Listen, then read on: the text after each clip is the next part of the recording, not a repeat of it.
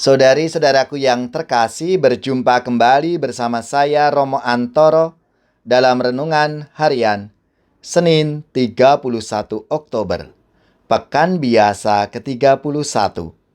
Semoga kita bersama keluarga dan komunitas kita selalu dalam keadaan baik, tetap sehat dan bersemangat. Hari ini kita bersama-sama akan merenungkan Injil Suci menurut Lukas bab 14 ayat 12 sampai 14. Marilah kita mengawali renungan kita dengan tanda kemenangan Kristus. Dalam nama Bapa dan Putra dan Roh Kudus. Amin.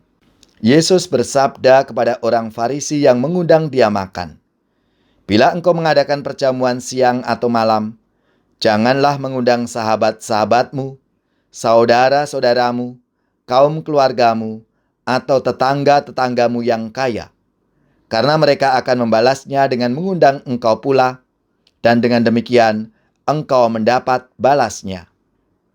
Tetapi bila engkau mengadakan perjamuan, undanglah orang-orang miskin, cacat, lumpuh, dan buta. Maka engkau akan berbahagia, karena mereka tidak mempunyai apa-apa untuk membalas engkau, sebab engkau akan mendapat balasnya pada hari kebangkitan orang-orang benar." Demikianlah sabda Tuhan. Terpujilah Kristus. Saudari-saudaraku yang terkasih, selama masih ada di dunia ini, kita selalu hidup bersama dengan sesama kita. Kita tidak akan pernah hidup sendirian dan bergantung pada diri sendiri. Oleh karena itu, Rasul Paulus mengajak kita untuk selalu hidup bersama dalam semangat Kristus, yaitu semangat rendah hati, belas kasih, dan kesiapsediaan untuk berbagi dalam persekutuan roh. Dalam konteks hidup beriman, kejujuran, kesungguhan, dan ketulusan hati amatlah penting, supaya tercipta kesehatian dan kesejiwaan dalam hidup bersama, baik di tengah keluarga, komunitas, gereja, maupun masyarakat. Dalam satu kasih dan satu tujuan, tercapailah harapan setiap manusia untuk hidup bersama dalam kebahagiaan, kesejahteraan, dan kedamaian. Maka dalam sabda Tuhan hari ini, Yesus mendorong kita untuk tidak hanya memperhatikan kepentingan sendiri, melainkan juga kepentingan orang lain, terutama mereka yang kecil, lemah, miskin, tersingkir, dan difabel. Kebahagiaan kita menjadi semakin sempurna bila kita saling berbagi kebahagiaan dengan sesama kita yang menderita dan yang berkekurangan. Kesejahteraan kita semakin bermanfaat bagi banyak orang bila kita sigap berbagi rezeki kesejahteraan kepada mereka yang miskin dan terpinggirkan.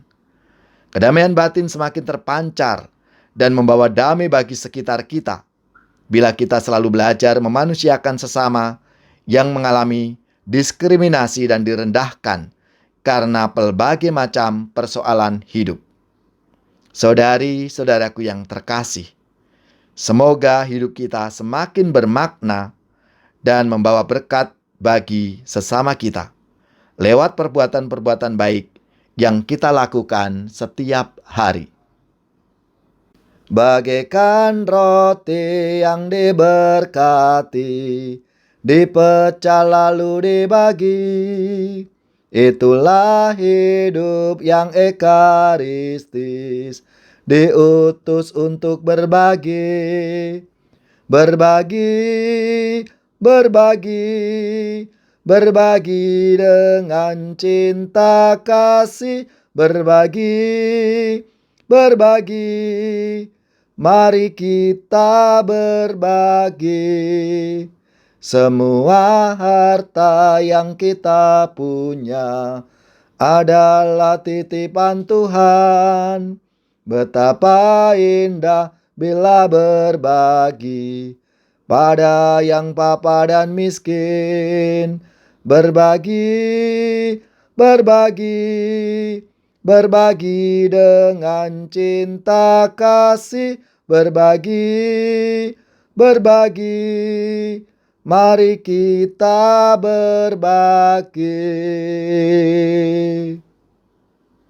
Semoga saudara-saudari sekalian, keluarga-keluarga dan komunitas kita, orang-orang yang kita doakan, mereka yang sakit, yang menderita, seluruh tugas, belajar, pekerjaan, usaha, serta karya pelayanan kita, dibimbing, dilindungi dan diberkati oleh Allah yang Maha Kuasa, Bapa dan Putra dan Roh Kudus. Amin.